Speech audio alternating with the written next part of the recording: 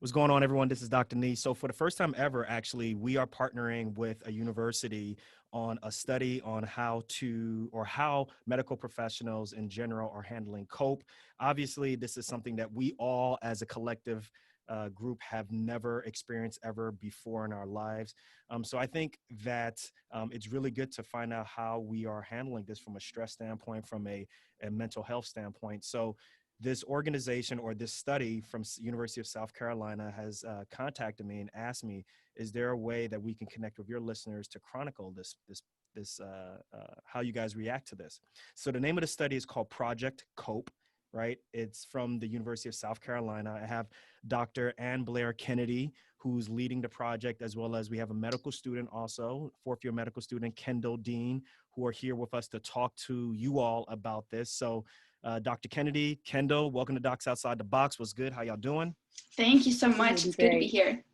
So, Thank you so much for having us. So obviously, the predominant thing with COVID is, studies that are related to how to treat people, how to, take care of, really very difficult clinical situations, which obviously these are very difficult things that we've all never seen before. But also at the same time, I don't know if anybody really outside of what you all are doing is really documenting the stress that we as medical professionals are going through. So I'm glad to have you all on the show. Let's get into this. Tell us about Project COPE. So Project COPE, as soon as COVID started and started impacting people, Dr. Kennedy came up with the idea with one of her coworkers and was just brainstorming, like, what can we do to take a look at this while it's happening? Because it's a really unique perspective that we get to have, that we can investigate how people are dealing with COVID, particularly healthcare providers, just kind of seeing what that looks like while the pandemic is happening. Because a couple of the examples that we had looked at kind of prior to the study were like Hurricane Katrina, or how healthcare providers responded after 9/11. And so we get really good retroactive studies on those kinds of things, but we were in the unique position to kind of do an ongoing study about, how are people coping with this while COVID's happening. So yeah, it's kind of just happening as we go, and it doesn't seem like there's going to be any type of end date, whereas those disasters that you mentioned before are either one day or a couple of hours, and then Hurricane Katrina obviously was several days and weeks and months afterwards, but this is something that probably will continue into 2021. So yeah, absolutely. Good point there.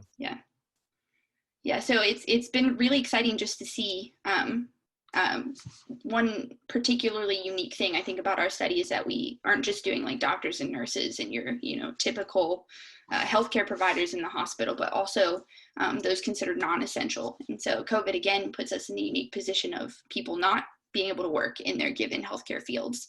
And so it's been definitely eye-opening to see how people who are used to dealing with patients and helping them get better, and just that's part of their calling and vocation, how they deal with not having that available to them at the moment.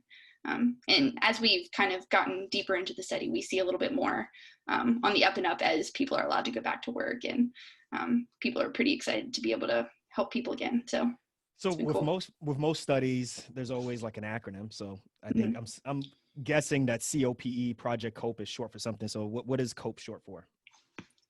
That's chronicling.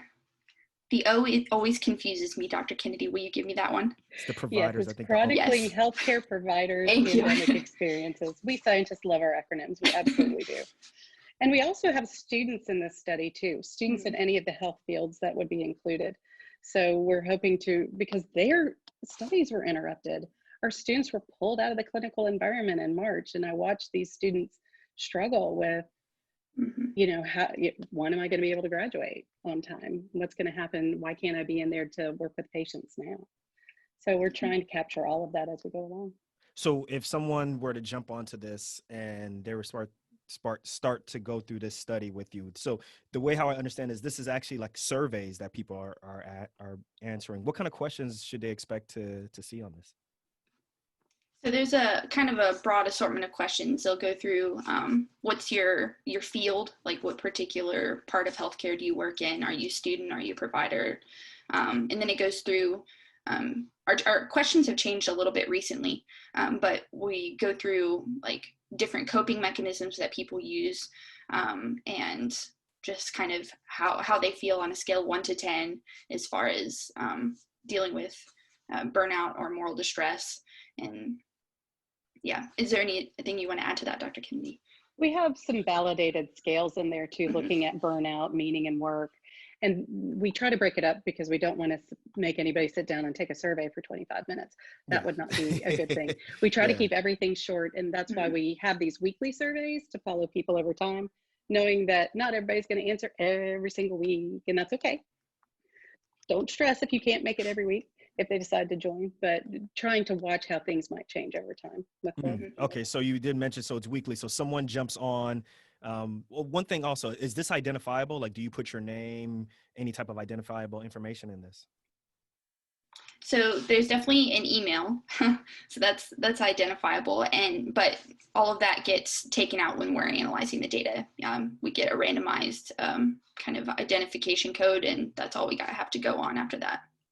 Okay. All right. And then they go through, whoever is a participant goes through this study or this survey on a weekly basis, answering the same questions, or are they different questions? They do change up. So they're mostly the same. So it's mostly the same, but we also have a second weekly survey. So we kind of, you get one survey 1 week, and then you get a second set of questions the second week, and then you get the first set of questions again.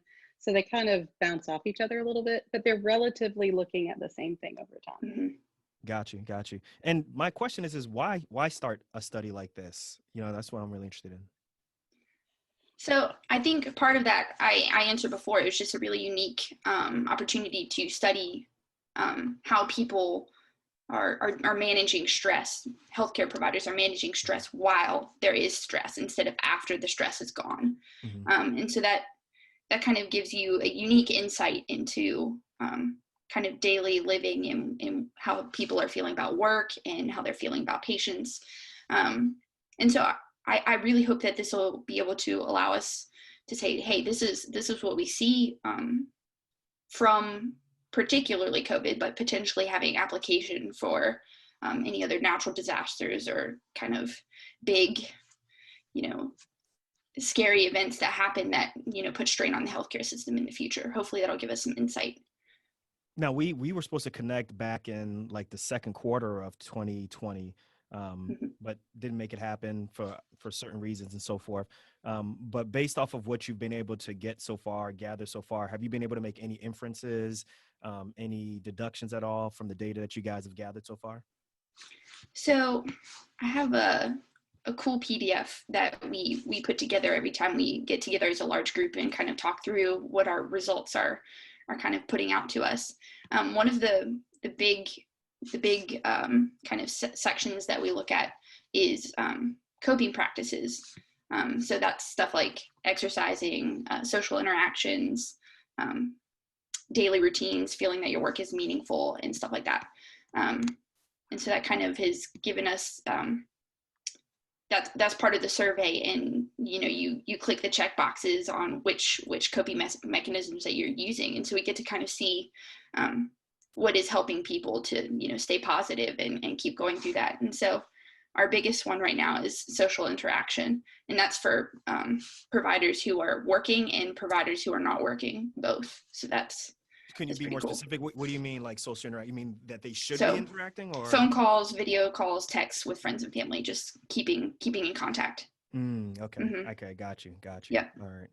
Yeah. I mean, I think that definitely, I think as someone who's gone through it, who's been sick, and then someone who has taken care of people with COVID, there is a sense of isolation, right? Because particularly if you're a traveling doctor and you've gone to different places that have huge endemic areas or hotspots, the ability to, one, hang out with people who and you're in an area that you probably don't know, or be able to keep in contact with people since you're working so many long hours, that's got to be tough. So I'll be interested to see where this goes. So how long is this study going to last? Until there aren't COVID patients, and maybe even a little bit past that. If people still want to talk to us about how they're kind of rebounding once this starts to clear up a little better, then we're definitely open to having more information to look at. So Mhm. So, Yeah. Kendall, specifically for you, because we do have medical students who listen to this show, Yeah. can you talk about how beneficial or some of the skills that you've gained from being associated with a study? Because I know a lot of students, they are interested in getting into a study, maybe don't know how to get into a study, think that a study will help them do better getting into a residency. Can you talk to any of that stuff? Let people know what this study is doing for you? Absolutely. So my initial reasoning was like, this will make me look good for residency, being all gung ho and type A and obnoxious like that. And so that was Hey, the initial reason. But we get it. We all are like that too. Yeah. yep. But then just kind of, I don't know, public health is something that's really fascinating to me. And so being able to kind of get into this and really see how people are being affected by COVID has been really really cool, because I think there are going to be some lasting effects that I'll even have to deal with in the future, health wise and socially and whatnot. But for research in general for med students, I think it's really valuable just because it gives you not necessarily, but for me, it's given me kind of a link out that's not necessarily You get to detach from the biology matrix. and You get to detach from the matrix a little bit, right? yeah, Yeah, I get yeah, what you're saying. it kind of gives me a glimpse into the community instead of into this little insular frantic med school world. So that's been super valuable. And I think it helps me manage my time to have extra things to do. That's always how I've been. Like, the busier I am, the better I'm at being productive. So that's been helpful for me. Yeah, that definitely worked for me Yeah. in college, med school, definitely as a resident. The more busier you are, the less time you have really to Yep. kind of let time just kind of fly, because you just Be literally don't. lazy or like Yeah, get yeah, in you your don't have head and time be for that. sad about school. Absolutely. I Yeah. agree with you there. What are you interested in? What do you think that you would want to do residency in? So I came up through running EMS, and I spent some time in an emergency department as a tech. And just because I don't know, because it's that first layer of being able to, deal with people when they're at their most vulnerable. There's something really precious about that to me, and I'm also a little bit of an adrenaline junkie, so that's got to be part of it. But it's ER maybe, or it's trauma or exciting, surgery yeah. maybe? I think I probably won't do surgery just because just so far I haven't really felt like that's for me. But yeah, probably the emergency room. I So tried. yeah. now, Yep. now, Dr. Kennedy, in this study, are you noticing that maybe certain professionals from certain parts of the country are responding differently or dealing with stress differently than other parts? I'm just throwing it out there. I don't know if it is true or not. Well, so we haven't actually looked at that difference by region, but we're actually gathering data internationally. So we have respondents from Australia and New Zealand and Brazil and Europe. We have some over in Europe as well. And so we're getting them from a lot of different areas, as well as Canada and in South America as well. So we're seeing some interesting regions that we're getting individuals from, but we're also seeing where we're not getting people responding from. So we have this whole swath of the US that seems to go like right through the middle. We don't have a lot of individuals from Nebraska, Oklahoma, right through that center section where we don't have a lot of respondents coming from. We've really more been looking at so far just the difference between those who were considered essential versus non-essential, and what did those things look like. And one of our more recent findings we found is that there was a spike in burnout in our burnout measure for those who aren't working, but it was a spike right around the end of July, beginning of August, compared against those people who were working. Now, we haven't done huge, big analysis to see if this is statistically significantly different or anything like that. But if you look at the policies that were going on, that's right when the unemployment extra money was going away. Oh, yeah. So we're PPP. postulating that it could have something to do with that, because it's these people who aren't seeing patients right now that had that real spike in burnout. Yeah. Stressing about how they're going to make payroll, keep the lights on, and what they're going to do probably for the next several months. Yep. Our website also has a blog component that we've recently started up, and I write for that a little bit. But the most recent thing I did was kind of economic impact, which it was, very lightly touching on it. Obviously, I can't, delve into this whole thing, but it was really interesting because it seemed like so far the focus has been on, if there has been a focus, but for those who are most financially impacted, we seem a little bit more talking about the non-essential folks. But I was also noticing that there were physicians considered non-essential as well. And, especially, I know you talk about this a lot, but physicians who have their practice, they have multiple people that they have to pay. And it was just, man, that's definitely a stressful experience, having to kind of go through a couple months not knowing when you get to go back to that, or if you're only allowed to be doing emergency stuff. So especially if people rely on you too. That's absolutely. Yeah. So look, this is an opportunity for you all to, get at the audience. So tell them exactly where they find out more information about Project Cope. How can they sign up? The floor is yours. So our website is info Project Cope, all one word, Wix site, WIXSITE.com. And that has pretty much all our information. It's got links to our social media pages. It also has a link to how you can get started with surveys. As soon as you have your email in that, it'll come directly to your email once a week. We have some blog posts, like I mentioned before, on there, and those are not too long. So if you want a quick read just on what we're seeing and what we like to talk about. So, well, look, this is great. This is really important work, audience. I want y'all to listen to this. Oftentimes we say that people don't listen to us. Well, here's our opportunity to be involved in a study where people will actually listen to how we are handling things from a coping standpoint. This is important work. So Dr. Kennedy, Kendall Dean, thank you so much for coming on Docs Outside the Box. I want everybody to jump on this study. It's surveys that you can fill out every other week through email. It's non-identifiable, so you don't have to worry about that. But this is important work that we all need to be involved in. Thanks again, guys. Absolutely. Thank you so much.